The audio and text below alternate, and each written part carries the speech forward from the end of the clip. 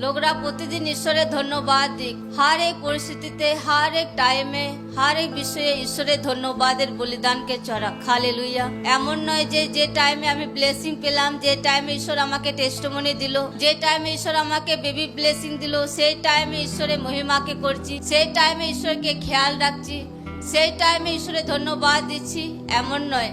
আপনাকে হর এক টাইমে, হর এক পরিস্থিতিতে ঈশ্বরের ধন্যবাদ দেওয়ার দরকার আছে। হালেলুয়া। যদি বাইবেল যদি পড়ি তো দেখি পেরি চ্যাপ্টারে লেখা আছে সাধু পৌল হর টাইমে ধন্যবাদ দিয়েছিল। একটা ব্যক্তি তাকে ধরে নিয়ে গেছে, শত্রুরা ধরে নিয়ে গেছে, তার উপর টর্চার চালাচ্ছে, তাও ঈশ্বরের নামকে মহিমা দিচ্ছে, তাও ঈশ্বরের ধন্যবাদের বলিদানকে চড়াচ্ছে।